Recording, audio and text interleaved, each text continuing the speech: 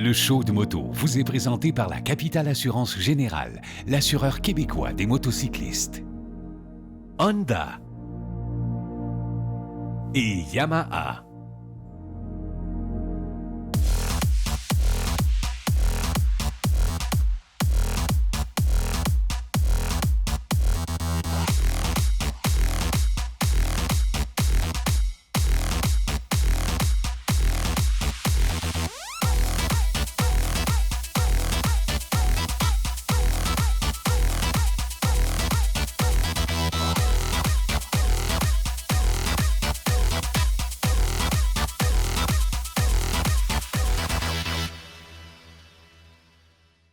Bonjour tout le monde, bienvenue au show de moto. Cette semaine, on vous fait voyager tout en parlant de moto. On vous amène au Maroc pour un lancement de pneus Bridgestone et ensuite, on va à Barcelone pour le lancement de la toute nouvelle et très sympathique BMW G310 GS.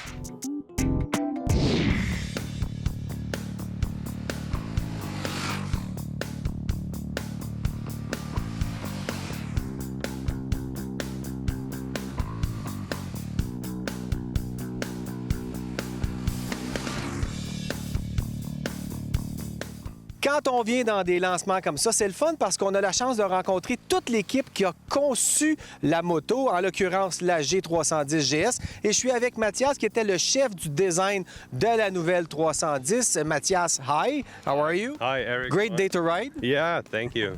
So, was it a big challenge for you guys to conceive a new bike with respecting the GS history and heritage? Well, I wouldn't call it a big challenge. It was a nice opportunity now to go in this small class, in the entry class for our adventure family. So we're building the smallest of all our GS models, and no, it was great fun to do it, and I'm really happy with the result. So, what were the tasks that you had on your list when you wanted to do a bike that was a single cylinder, a smaller bike, maybe more user friendly also? What did you have in mind, the first few things you had in mind? Well, first of all, it was important for me to make sure that you're gonna see a GS right away. Mm-hmm. So by first glance, should be obvious, this is a GS, this is a BMW, and that was the main task for the first.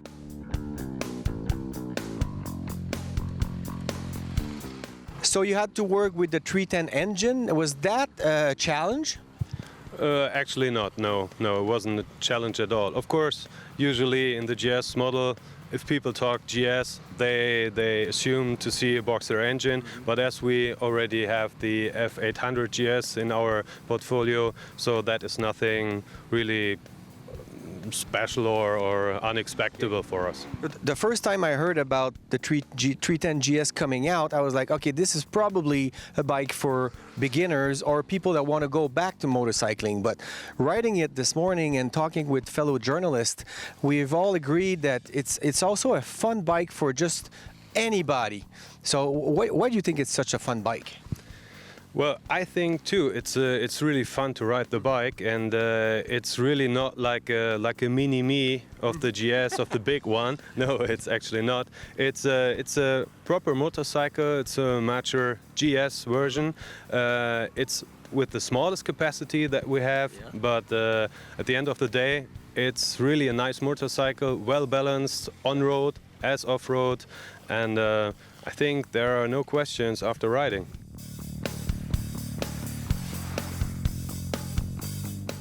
So let's talk a bit about the features. There are 3 seats available. The stock one comes in at 835 millimeters, something like that. Yeah, and you have a higher and a lower seat. Correct. You have the lower seat that is 820 mil, so 50 mil lower.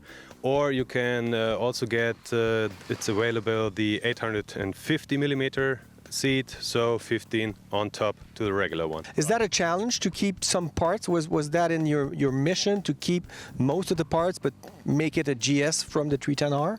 Well, that is of course part of the job, that you have carryover parts. If you see you have different bikes, they're derivatives. Of course, we have to take care to use as much parts as possible, but not misleading us in the design afterwards.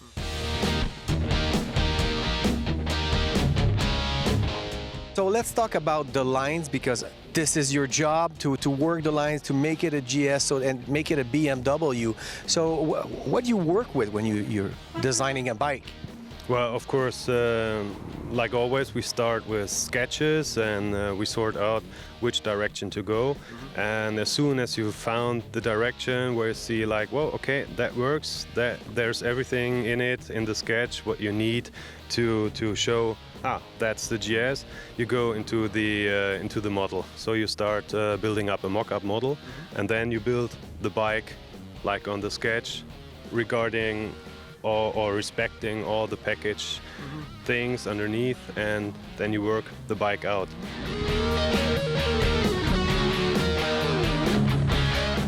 Are there any non-riders in the design team? Because you're a good rider, you like to ride. Do you have to be a rider to design bikes at BMW? Actually, I don't know if you have to be a rider, but of course, in any case, I would say that helps a lot to understand the motorcycle because in difference to cars, you are a part of the riding machine. So what you do with your body, where you have your feet, where you put your hands and how to maneuver, that's super important. And I can tell you, I think there's none in our department not riding. So everybody's riding. Okay, yeah, that's good. Yeah. Is it coming out in certain markets before others, or is it a worldwide release? No, I guess it's a worldwide release. So it's planned for all the continents, and yeah. Did you have also in your mission to have an affordable bike? Was it in the mission statement that you had to be a small engine, friendly bike, and also pretty cheap? Well, of course, that was one target, to get a nice bike, entry-level bike for the BMW world. So to get into the world of BMW Motorrad, that was important for us, of course. And for some markets, it may be entry-level bike, or for restarters, or for people who are maybe a bit scared for too big bikes. And for other markets, that is already a huge bike. Yes. It's a big bike. South America. Yeah. For example. Huh? Okay. So for them, it's big enough. Fine. It's big enough, yeah.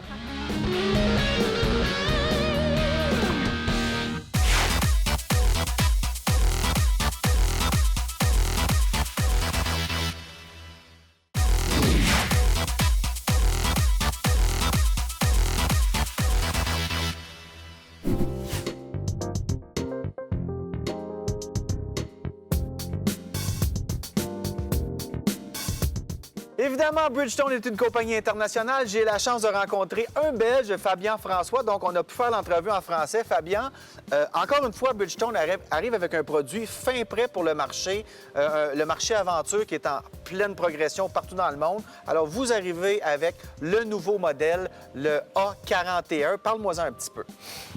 Justement, notre nouveau Batlax Adventure A41 est maintenant disponible dans toutes les tailles. Donc on sait que justement le marché est en pleine expansion. Oui. Donc on a toutes les grandes marques qui sont en train de fabriquer des nouveaux trails routiers type aventure, mais plutôt routiers à la base. Oui. Et donc c'est très important pour Bridgestone justement d'être présent pour toutes les machines sur le marché, mais en plus d'arriver avec un pneu avec les performances très élevé. On s'entend que le marché aventure, les gens qui s'achètent des motos d'aventure ne vont pas nécessairement aller faire la jungle africaine avec ça. Donc, vous avez vraiment un pneu qui est pour la réalité du motocycliste d'aventure. Donc, à peu près 10 pour le hors-route, 90 en route. Comment on fait pour développer un pneu comme ça? On met différentes couches de produits dedans? Comment ça marche? Alors, justement, je vais peut-être expliquer un peu d'où vient l'idée du concept du pneu du A41. Eh bien, en fait, pour pouvoir avoir les performances nécessaires sur la route, surtout sur ces trails routiers, on va se concentrer d'abord sur la stabilité à haute vitesse. Okay. Parce que justement, ces trails routiers aujourd'hui, ils ont souvent des bagages à l'arrière, ils sont chargés pesant. Ça pèse assez lourd. Et en plus, souvent, ils ont un train avant assez haut, très élevé, surtout avec des jantes de 21 pouces, 19 pouces à l'avant. Et donc justement, au niveau de la balance de la moto, c'est un des critères primordiaux pour les pneumatiques d'avoir une stabilité à haute vitesse. Ensuite, on cherche aujourd'hui à avoir un pneu qui génère assez de grippe. Bridgestone arrive avec une approche de bigum à l'avant et un bigum à l'arrière, mais en configuration cap and base. Imaginez-vous que le composé central, Ouais. c'est une gomme légèrement plus dure pour trouver un compromis entre performance et OK. longévité. Oui. Et celui-ci va passer en dessous des épaules plus soft, OK. plus tendre, afin de garantir justement la bonne déformation et la bonne génération de grip sur l'angle, Ouais. mais d'avoir encore cette stabilité et cette rigidité qui est un compromis avec ces deux couches. Et au niveau de l'usure, parce que c'est ce qu'on recherche quand on a une moto d'aventure, on veut faire beaucoup de kilomètres sur ses pneus parce que c'est Exactement. quand même pas donné des pneus. Comment vous travaillez ça? Alors, exactement, c'était un très bon critère aussi pour le développement du A41, étant donné que notre prédécesseur, le A40, celui que le A41 remplace complètement, avait déjà une très très bonne réputation dans le marché au niveau de longévité. Donc, quand on a commencé à travailler sur le concept du A41, c'était un des critères de développement à garder. Oui. Donc justement, le A41 avait une très très bonne réputation dans le marché à ce niveau-là. Donc on a travaillé avec toutes les améliorations, tout en gardant la longévité du Donc, prédécesseur. On a amélioré un petit peu. Ça m'a étonné aujourd'hui. Écoute, j'avais quand même une R1200 RS de BM, une moto assez puissante. On a eu un menu complet de routes là, différentes, de la route très, très, très abîmée jusqu'à la route parfaite avec Toute des neuve. longues courbes Exactement. à haute vitesse. On n'a pas dépassé les limites, je te jure. Officiellement. Mais, officiellement, parce qu'ici, les policiers t'envoient la main de toute façon. Mais j'étais étonné de voir à quel point tu peux pencher presque comme avec un pneu pratiquement de course là, pour une performance. J'ai pas eu de moment où j'ai senti le pneu qui dérapait un petit peu, même sur les surfaces un petit peu sablonneuses, Oui. parce qu'on Type on est dans... délicat, voilà. C'est ici, bon, tu vois les roches, etc. On n'est pas en zone urbaine, là, où c'est tout propre. Tu peux avoir toutes sortes d'affaires sur la chaussée. Et puis, c'est juste un freinage très, très, très intense dans une côte. La seule fois où j'ai senti l'arrière se dérober, probablement à cause de l'immense frein moteur du moteur boxer de BM, où là, j'ai senti un petit peu, mais j'arrivais vite Contrôlable, aussi. tout à fait. Mais toujours avec... J'aime ça quand le pneu t'avertit un peu que tu es à la limite de son adhérence. Et là, j'ai senti tout de suite, évidemment, avec les contrôles de traction sur ces motos-là aujourd'hui, il n'y a aucun problème. Comment vous arrivez à avoir des pneus aussi performants? Eh bien justement, on va dire que Vous faites l'évolution... des tests aussi? Tout à fait. Dans le développement, on a plusieurs loops d'essais dans notre développement, mais tout démarre de jusqu'où on veut arriver. Donc, pour ce développement-ci du T31, les critères étaient assez simples parce qu'on voulait parler justement au panel complet des utilisateurs sport touring. Oui, parce qu'aussi, Donc, tu as justement, plein c'est de très monde large. à qui tu dois répondre. Exactement. Donc là, on parle justement de light naked qui ont entre 60 et 70 chevaux. pas très puissants. Exactement, assez légers. Jusqu'à des motos aujourd'hui qui ont plus de 160 chevaux et un châssis formidable pour travailler avec. Eh bien, ce même pneu doit travailler sur tous ces modèles-là. Donc ça, Est-ce que c'est la même gomme sur les pneus de plus petite Tout à dimension fait. que sur les gros? C'est la même chose? C'est la même chose. La même construction? Exactement. Wow! Et ensuite, vous avez l'aspect prix aussi, donc il faut quand même arriver avec un prix compétitif. Exactement. Ce marché-ci, donc le marché du sport touring, c'est toujours un des plus gros au monde. Et donc, étant donné que la concurrence est rude, il faut arriver en plus avec, le meilleur pneu et deuxième, avec un prix très bien placé. D'accord.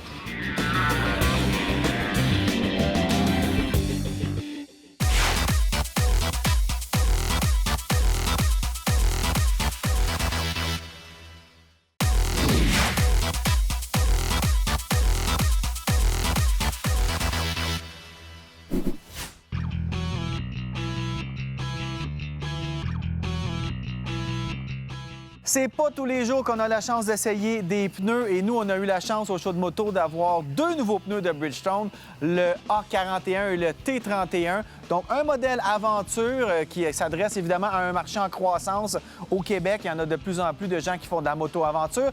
Et le modèle Touring pour les gens qui font du touring sportif, je dirais. Le modèle Touring, j'ai eu la chance de l'essayer sur une R1200 RS de BMW. Donc, une moto quand même assez puissante.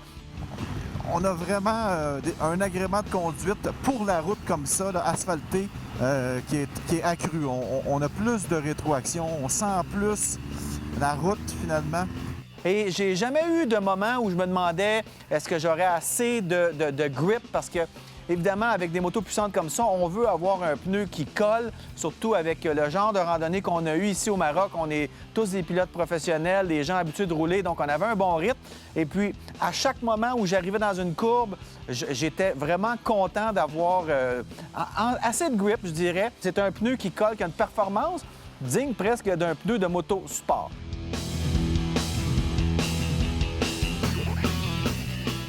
Pour ce qui est du modèle Aventure, on n'a pas eu la chance d'essayer dans de la grosse trail, mais c'est pas à ce genre de client-là que ça s'adresse, ce pneu-là. On parle d'un pneu orienté 10 seulement Aventure, 90 route. Et au Maroc, on a vraiment des routes pour tester ce genre de pneu-là, des routes avec différentes qualités de bitume, de la poussière, des roches, des trous, un peu ce qu'on retrouve de temps en temps au Québec, un peu partout.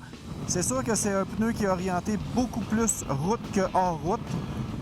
Donc, ça fait la job quand on rembarque sur l'asphalte. Il y a beaucoup de gens qui ont une moto aventure, mais qui ne vont pas aller faire le tour de l'Afrique ou aller faire des grosses trails pleines de boîtes. On va se promener un petit peu sur des chemins de terre et c'est pour ça que Bridgestone arrive avec ce choix de pneus-là. Une bonne adhérence avec des pneus double usage, bien, le Batlax A41 nous en donne suffisamment. La chaussée n'est pas terrible ici. On est vraiment un peu creux au Maroc. Là, on est en banlieue de Ouarzazate. Alors, c'est vraiment le fun, mais la route n'est pas terrible. Vraiment un pneu qui s'adresse à un marché en croissance. Bridgestone va capitaliser là-dessus. Et ils sont arrivés vraiment prêts. C'est un pneu qui est à point, autant à haute vitesse que dans des virages serrés. C'est pas un pneu à crampons, c'est vraiment un pneu plus route.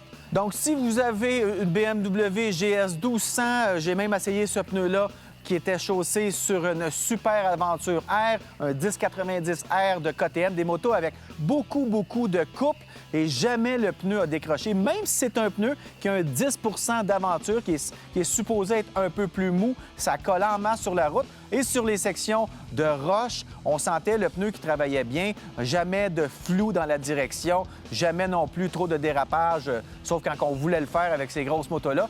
Donc, Bridgestone qui arrive encore une fois avec un produit fin prêt pour le marché canadien. Ça va être disponible dès cet été.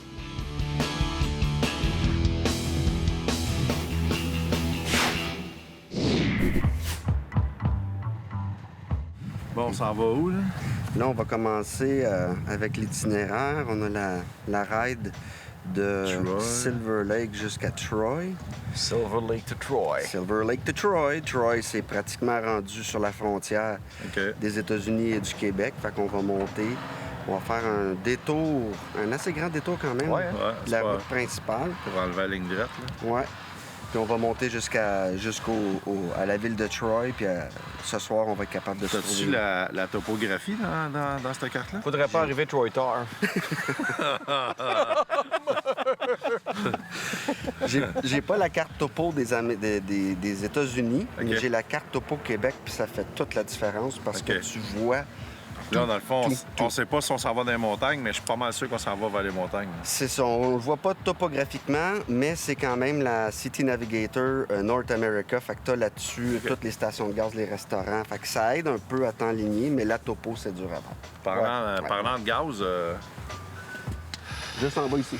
ah, OK. Parlant de gaz, comment a été votre colocation cette nuit? Très bien. Oui. Très bien, oui. À un moment donné, j'étais pas sûr Tu peux si... couper, tu peux couper.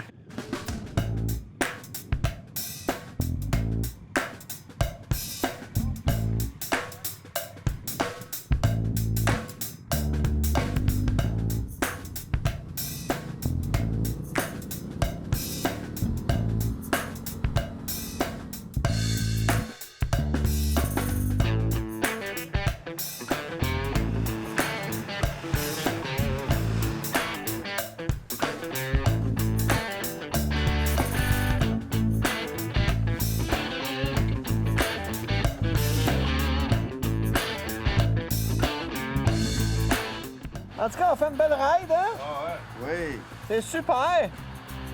C'est pas chaud, mais c'est beau.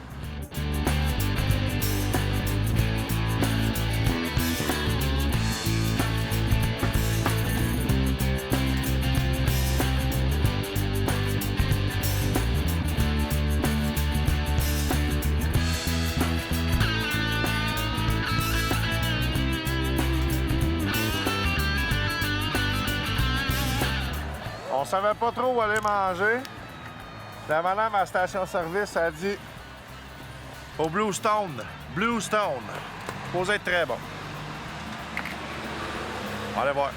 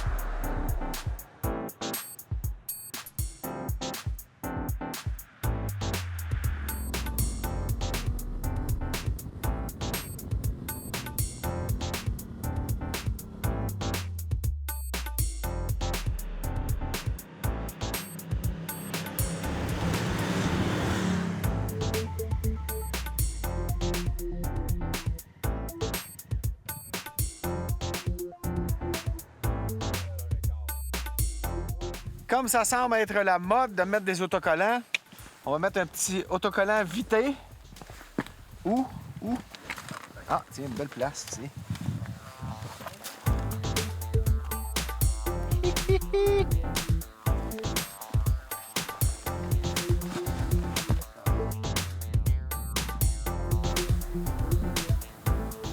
Oh, t'as mis ton sticker là, c'est une bonne idée. Ouais, monsieur.